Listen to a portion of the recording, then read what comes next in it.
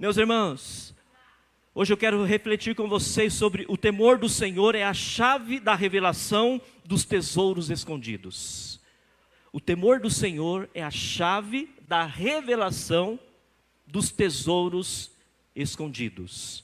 Eu gostaria que você ficasse comigo aqui prestando atenção na palavra e que você também ouvisse novamente esta palavra no YouTube ou no Facebook, não porque sou eu que estou pregando, mas para consolidar aquilo que a gente aprende. Porque o inimigo, ele veio para matar, roubar e destruir. Então toda semente que é lançada nos nossos corações, ele vai fazer um esforço muito grande para tirar aquela semente, para roubar aquela semente, para sufocar aquela semente. E nós então precisamos consolidar essa semente, para que ela gere árvores, e essas árvores frutos de vida eterna. Amém? O temor do Senhor é a chave da revelação dos tesouros escondidos. O apóstolo Paulo faz um desabafo aos irmãos da igreja de Coríntios, lá em 1 aos Coríntios, capítulo 3, versículos 1 e 2. Paulo, ele fala assim, queridos: irmãos, não lhes pude falar como a espirituais, mas como a carnais, como a crianças em Cristo. Dei-lhes leite, e não alimento sólido, pois vocês não estavam em condições de recebê-lo. De fato, vocês ainda não estão em condições. A igreja de Coríntios não estava em condições de receber um alimento sólido. Uma igreja que tinha dons espirituais, dom de língua, dom de cura, dom de ensino, dom de tantas coisas, mas era uma igreja bebê na fé, criança na fé. Ela não conseguiu receber uma palavra sólida, um alimento sólido do apóstolo Paulo. Olha que coisa interessante, até os 6 meses de vida, o leite materno é suficiente para o bebê. Após este período, é tempo de conhecer novos sabores, é tempo de conhecer novos alimentos, é tempo de conhecer novas vitaminas, proteínas, sabe, alimentos que vão ser úteis e necessários para a saúde, desenvolvimento e proteção do corpo do bebê. Depois de 6 meses, esse bebê, ele tem que conhecer novos alimentos, não pode ficar só no leitinho. Você sabia que todo bebê nasce com a característica de autorregulação? O que é autorregulação? Ele só come o que precisa. Diferentemente de nós, depois de adultos, às vezes a gente come a mais do que a gente precisa. Mas o bebê, ele só come o que ele precisa. Após 6 meses, ele se adapta ao alimento que derem a ele. Eu dou o seguinte exemplo. Se uma mãe decidir não dar açúcar para o seu filho, e ela dá o chazinho sem açúcar, ela dá o leite sem açúcar, ela dá o suco sem o açúcar, esta criança só vai conhecer o açúcar das frutas e dos legumes. Ela não vai conhecer esse açúcar industrializado. E depois de grande, se alguém oferecer para ela um leite, um Toddy, ela vai detestar. Porque o Toddy deve ter um caminhão de açúcar. E o leite com açúcar ela vai tomar e ela não vai gostar. Porque ela foi acostumada a tomar o leite sem açúcar, desde criança, se acostumou. Paladar. Por isso, a criança ela deve conhecer os legumes, ela deve conhecer outros alimentos. Ela não pode ficar só no leite materno, até 7 anos, até 10 anos de idade. Alguém mamou aqui até 5 anos? Quem é louco de erguer a mão, né, irmãos? O meu irmão Álvaro, ele faleceu em 81 no acidente, mas ele mamou até os 5 anos de idade. A minha mãe estava lavando roupa, e ele ia assim, e ficava puxando a saia dela, quero mamar, né? E aí minha mãe cansava de empurrar ele, né? Trabalhando ali, né? Ajudando o marido a pôr comida dentro de casa, lavando roupa. E aí então minha mãe cansava, ela tirava o peito e dava para o Álvaro ficava mamando em pé. Depois saía jogar bola. Irmãos, esse leite já não está fazendo mais diferença na vida dessa criança. Ele só está sugando a mãe, está deixando a mãe mais fraca. Meus queridos e minhas queridas, um bebê que cresce recebendo uma alimentação espiritual fraca, só um tipo de alimento, ele não vai crescer. Eu vejo, meus irmãos, eu vejo por esse Brasil e mundo, muitas características, de muitas denominações, que pregam somente um determinado tipo de palavra, sim ou não? E aí, queridos, aqueles bebês espirituais que estão nessas comunidades, igrejas afora, não estou criticando, não estou falando mal em hipótese alguma, mas vão crescer desnutridos da palavra. Não vão crescer nutridos da palavra de Gênesis e Apocalipse. Porque toda a vida só recebeu um tipo de palavra. Um tipo de palavra. Mas, meus irmãos, aquele bebê que tem alimentação espiritual correta, ele nunca vai rejeitar nenhum tipo de palavra. Quando vem uma palavra na igreja, e a pessoa então, não é que está recebendo a palavra, ela rejeita aquela palavra, é simples de entender. Porque a alimentação dela, quando o bebê espiritual, não foi correta. Foi só um tipo de palavra. Às vezes só alisando, só falando as coisas, sabe, que vão encorajar. E aí quando vem uma palavra sólida, uma palavra impactante, uma palavra que vai nos colocar nos trilhos, aí então a pessoa pode rejeitar. Mas ela não faz isso de maneira consciente, ela faz isso de maneira inconsciente. Porque o organismo dela, espiritual, da pessoa, não foi diversificado. Diversificado. Por isso então, meus irmãos, nós precisamos entender o que a Bíblia diz. Lá em Provérbios 1:7, o temor do Senhor é o princípio do conhecimento, mas os insensatos rejeitam. Princípio do conhecimento é receber uma alimentação espiritual, não de A a Z, mas de Gênesis a Apocalipse. Quem concorda, diga amém. Aleluia. De Gênesis a Apocalipse, nós vamos receber a palavra de Deus. Nós vamos meditar na palavra de Deus. E quando a palavra de Deus me chamar a atenção, eu vou glorificar a Deus. Quando a palavra de Deus me encorajar, eu vou glorificar a Deus. Quando a palavra de Deus me admoestar, eu vou glorificar a Deus. Quando a palavra de Deus vier ao meu encontro e me pressionar na parede, eu vou glorificar a Deus. Porque o meu organismo espiritual está preparado para receber a palavra de Deus. E quando vierem falsos profetas, falsas profecias, eu estarei apto então, porque eu terei anticorpos espirituais para refutar aquilo que não é de Deus. O temor do Senhor então, meus irmãos, não é medo, mas é respeito. O temor do Senhor não é medo de Deus, mas é dar o melhor lugar para Deus na nossa vida. O temor do Senhor, meus queridos, não é ter cisma. Será que Deus vai me castigar hoje? Não. O temor do Senhor é nós amarmos o que Deus ama e detestarmos o que Deus detesta. E o temor do Senhor é a chave da revelação dos tesouros escondidos. Aleluia. E eu vou mostrar isso para vocês na Bíblia. Lá em Isaías 33, versículo 6.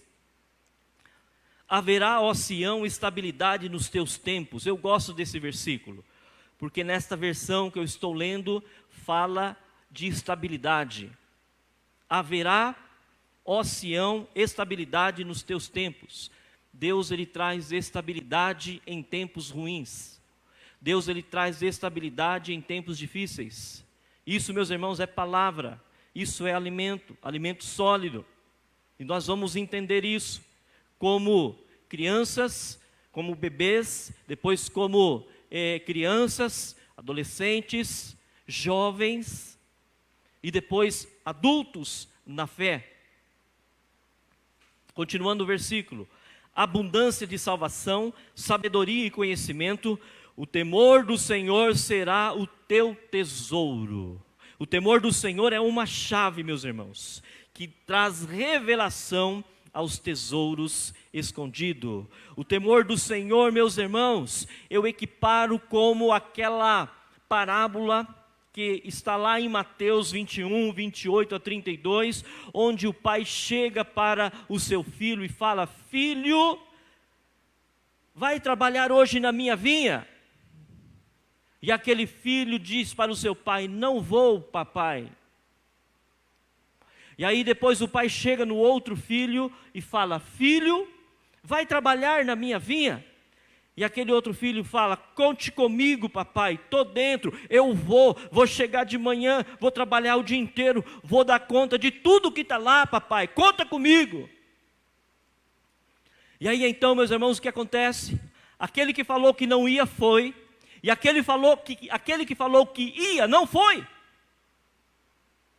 Porque aquele que falou que não ia, tinha o temor de Deus. Ele falou: não vou, talvez ele tinha um compromisso, talvez ele estava encantado na língua judaica por uma gazela, né? É o que a Bíblia diz, compara, né, a mulher formosa como uma gazela. Ele estava encantado, talvez tinha um encontro, talvez ia passar lá o jantar com o futuro sogro, e o pai fala para eu trabalhar. Não vou, pai, sou sincero, não vou. Mas aí no caminho, isso é o que estou falando, está na Bíblia. Isso aí no caminho, de repente, o temor do pai bateu no coração dele. E quando o temor do pai bateu no coração dele, ele falou: o quê? O meu pai me alimenta, o meu pai cuida de mim, o meu pai me deu a vida, eu devo tudo que sou, tudo que tenho ao meu pai. Ele me pediu para eu trabalhar na vinha dele, e eu não vou? Eu estou até com vergonha de falar para o meu pai que eu não vou. Quer saber de uma coisa? Eu vou trabalhar na vinha, e ele vai ver que eu fui e trabalhei, aleluia, glória a Deus.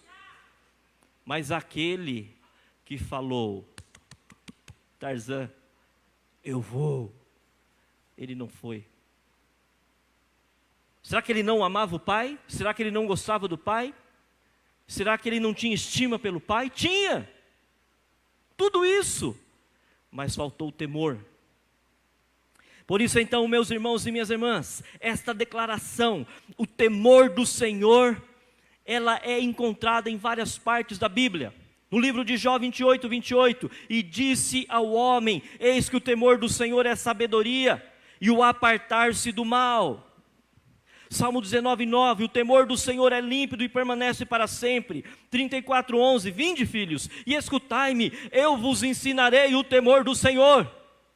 111, 10, o temor do Senhor é o princípio da sabedoria, revelam prudência aos que o praticam. 119, 38, confirma ao teu servo a tua promessa, feita aos que o temem. Aleluia. Provérbios 1, 7, já li. Provérbios 9, 10, o temor do Senhor é o princípio da sabedoria, e o conhecimento do santo é prudência. Você é uma mulher prudência? Desculpe, você é uma mulher prudente? Você é um homem prudente? Quando somos prudentes, é porque nós temos o temor do Senhor dentro de nós.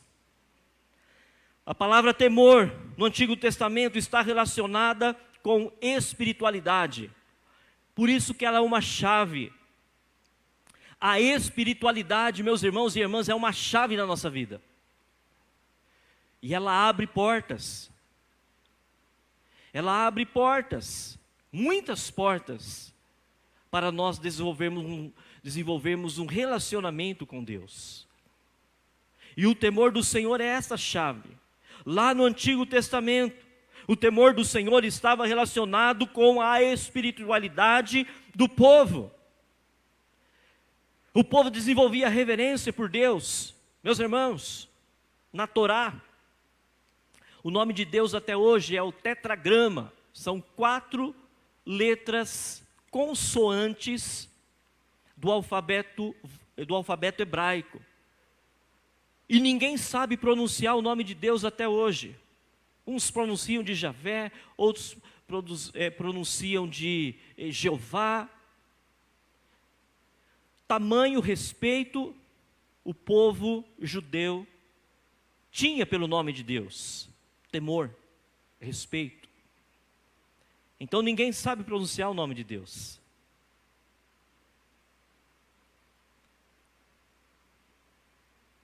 E havia os copistas, os escribas.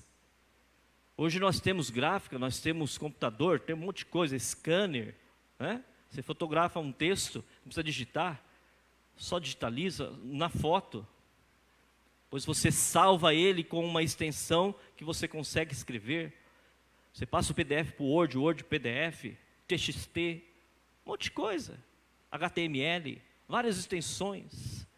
Só dá Ctrl+C, Ctrl+V, está tudo resolvido.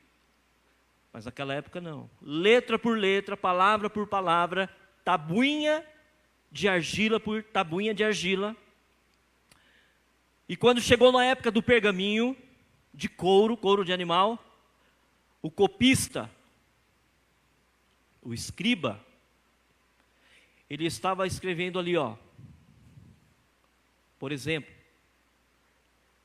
ele estava lá: o Senhor é o meu pastor, em nada me faltará. Aí ele escreveu outro versículo. Deus, sabe o que ele fazia?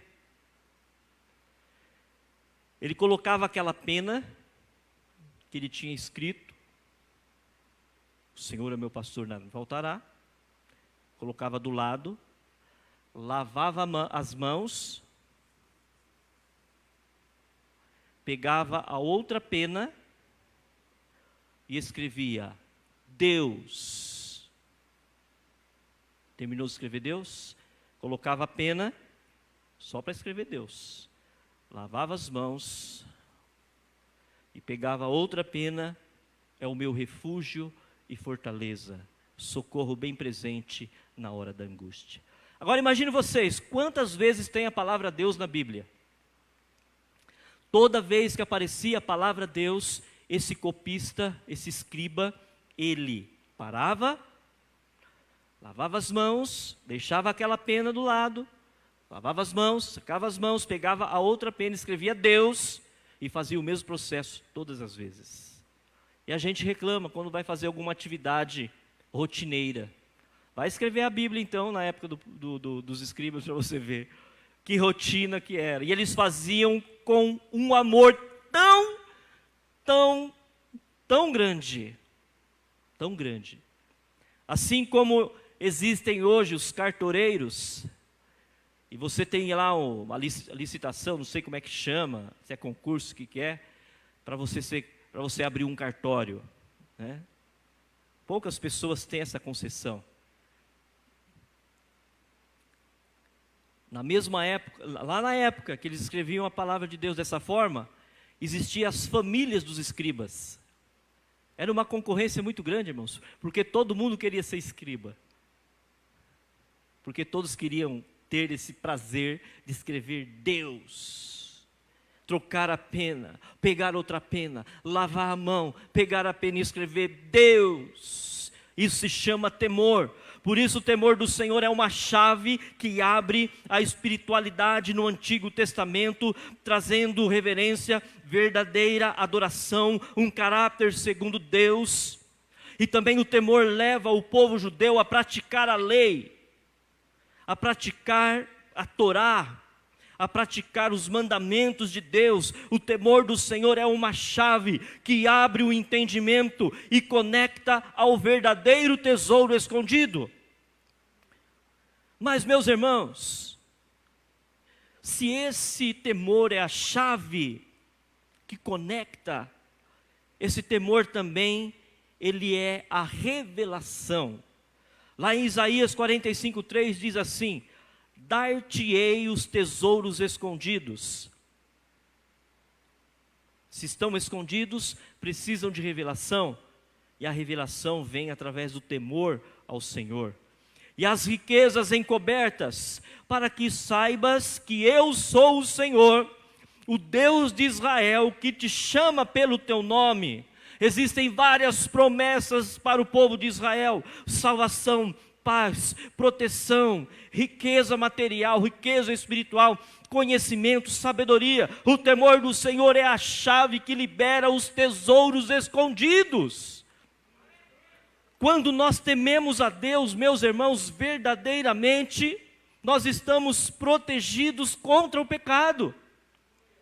Nós estamos imunizados contra o pecado, nós não vamos pecar, porque nós tememos a Deus. Meus queridos, o apóstolo Paulo, lá em Colossenses 2, 2 e 3, ele diz o seguinte: esforço-me para que eles sejam fortalecidos em seus corações, estejam unidos em amor e alcance toda a riqueza do pleno entendimento, a fim de conhecerem plenamente o mistério de Deus, a saber, Cristo. Nele estão escondidos todos os tesouros da sabedoria e do conhecimento. Olha como é importante, meus irmãos, o temor do Senhor. Ele é uma chave que abre para a verdadeira espiritualidade. Quando eu temo o Senhor, eu dou o melhor lugar para o Senhor na minha vida. Deus vai ter primazia em tudo na minha vida. Em tudo. E aqui o apóstolo Paulo, quando fala, meus irmãos, nele estão escondidos todos os tesouros da sabedoria e do conhecimento. O apóstolo Paulo, nesta época, ele temia que os convertidos fossem tragados pelos falsos ensinamentos, falsas doutrinas, seitas, heresias, que estavam roubando o coração e a fé daqueles irmãos e irmãs.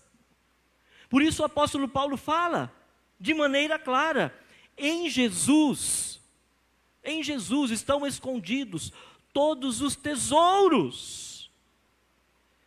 Naquela época, meus irmãos, muitas seitas e heresias estavam roubando o coração e a fé daqueles irmãos. Existiam argumentos fortes no meio do povo, que vinham das falsas religiões e costumes, que os cristãos precisavam estar alertas, para não terem os seus corações roubados. Eu vou citar aqui duas coisas fortes que existiam naquela época. Primeira, os politeístas. Quem são os politeístas? Aquelas pessoas que adoram dezenas de deuses. A pessoa se convertia ao cristianismo, ela era uma pessoa politeísta. Ela tinha vários deuses. E ela se converte ao monoteísmo. E ela passa então a ter um único Deus. E aí, esses irmãos que eram politeístas, eles tiravam chacotas. Sabe o que eles falavam? Agora você é fraco e pobre, porque você só tem um Deus. Quem tem só um Deus é fraco. Quem tem só um Deus é pobre, porque eu tenho vários deuses. Se esse aqui não me der, eu peço para o outro. Se o outro não me der, eu peço para o outro. Proteção, eu tenho 100 deuses que vão me proteger. Dentre esses 100 deuses, não é possível que todos vão falhar. Então, uma pessoa que tem só um Deus, ela é fraca e pobre. Você entende então porque a Bíblia fala: diga ao fraco, sou forte, diga ao pobre, eu sou rico? Existia uma concorrência muito grande naquela época. E os gnósticos, uma outra seita, uma outra vertente, uma seita esotérica, eles diziam o seguinte: que através da busca constante do conhecimento, eles iam conquistar a salvação. Não precisa esse negócio de Espírito Santo, de Deus, de adorar, nada disso. Você precisa conhecer, vai estudar, o estudo vai te trazer salvação. E aquilo estava entrando na cabeça daqueles irmãos, e eles estavam atordoados. Aí eu vou deixar a fé, eu vou largar o arado, sabe? Isso acontece nos nossos dias também.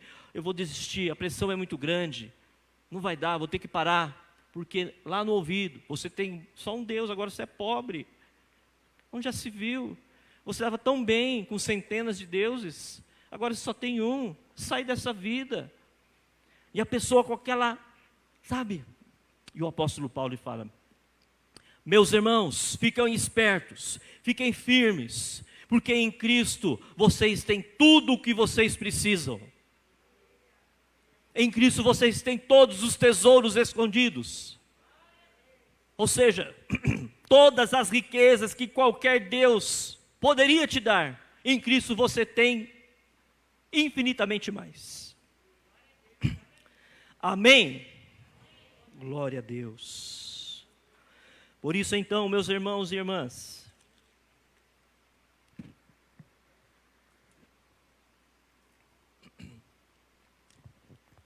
o apóstolo Paulo, ele é firme. Diante de tudo isso, o temor do Senhor nos protege das heresias, que a todo momento são ventiladas ao nosso redor. E hoje, naquela época eu citei duas. Os politeístas e os gnósticos ficavam atormentando os cristãos. E hoje, o que nos atormenta? O que nos atormenta, irmãos? Religiões falsas, modernidade, a pós-modernidade. O ser humano ele tem o dom de inventar as coisas. Hoje em dia existe uma coisa também, meus irmãos, que fica soprando no ouvido: o culto ao corpo. As pessoas cultuam mais o corpo do que Deus. Veja que eu não estou falando que é errado você se cuidar, você fazer uma academia, você, sabe, enfim, dependendo das suas posses, fazer uma plástica, nada disso é errado. O errado é você cultuar o corpo, e muitos estão cultuando o corpo, e não cultuam mais a Deus. Muitos têm aquela síndrome: minha cabeça é meu guia. Presta atenção em Deus, não dá ouvido para Deus, para a palavra.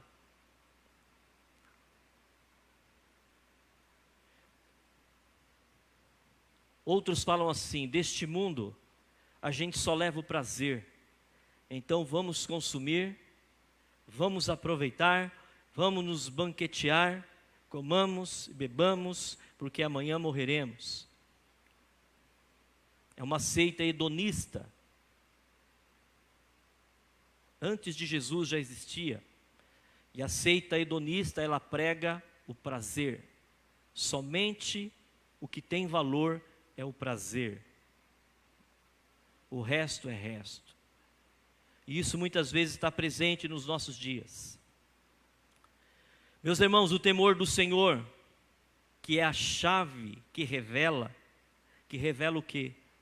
Que em Jesus, tudo o que nós precisamos está em Jesus. Encontramos tudo o que precisamos para uma vida abençoada aqui na terra. E esse temor, ele é a chave e ele é a revelação do que precisamos fazer para tomarmos posse da nossa casa no céu. Em Jesus reside todo o conhecimento, toda a sabedoria. Através de Jesus nós temos todas as verdades espirituais. Em Jesus podemos desfrutar da plenitude de Deus e do Espírito Santo. Conforme diz Efésios 1:13, bendito o Deus e Pai do nosso Senhor Jesus Cristo, que nos tem abençoado com toda sorte de bênção espiritual nas regiões celestiais em Cristo. Isso é bênção. Eu não preciso de dezenas e dezenas de deuses. Eu não preciso me valer do conhecimento. A sabedoria, que é o temor a Deus, é o princípio do temor, né? Ela vai me levar ao conhecimento que eu preciso para ter acesso a esta chave que é o temor, para ter acesso a esta chave que é a revelação. Em Jesus podemos descansar e nos livrar de todas as dúvidas, de todas as fakes espirituais que acontecem por aí. Em Jesus temos o ministério da reconciliação, temos a comunhão com o Pai e com o Espírito Santo. Em Jesus temos comunhão com os nossos irmãos e irmãs. Por isso esse tesouro está escondido guardado e protegido em Cristo, para que seja revelado a todos que quiserem beber da água da vida e comer do pão do céu. Eu quero concluir essa palavra, meus irmãos, dizendo o seguinte: como uma criança que cresce a cada dia, precisamos nos alimentar de comida sólida, para que, aprendendo o verdadeiro significado do temor do Senhor, possamos praticar e termos acesso ao grande tesouro que está escondido em Cristo Jesus, que é revelado somente àqueles que temem a Deus. Quem não teme a Deus não tem a revelação da palavra, sempre vai ter dúvida. Precisa então, como uma criança, dar os primeiros passos. Isso não é feio. Conheço muitos irmãos próximos de mim, que hoje eu vejo assim, tiveram um crescimento espiritual muito grande. Assim como eu conheço também muitos que continuam, parece que na mesma linha horizontal, não conseguem ascender. O importante é nós termos a humildade de saber que precisamos provar outros alimentos e sairmos do leitinho. Eu quero concluir dizendo duas bênçãos muito grandes para aqueles que temem a Deus. A primeira bênção: promessa de uma vida plena e satisfeita. Não é para você responder, é para você só refletir no que eu vou falar agora. Amém? Não é para você responder, tá bom? Combinado? Sim ou não? Você é satisfeito ou satisfeita com a sua vida? Pense nisso. Você está satisfeito ou satisfeita com a sua vida? Salmo 145, 19. Deus satisfaz nossos desejos e nos livra do mal. Ele acode à vontade do que os temem. O temor é uma chave poderosa. Atende-lhes o clamor e os salva. Temos que aprender a temer a Deus. E temer a Deus é para quem quer crescer nas coisas do Pai, do Filho e do Espírito Santo. Para quem quer provar novos alimentos. Quanto tempo você tem de cristão? E quanto tempo você está na mesma comida? E quando vem uma comida diferente, você torce a boca. Mas aqueles que temem ao Senhor fazem boca gostosa. Amém? Como é gostoso comer um alimento com boca gostosa, é ou não é? Uau! Aquele bife de 3 andares, macio, macio. Ficou uma semana no abacaxi.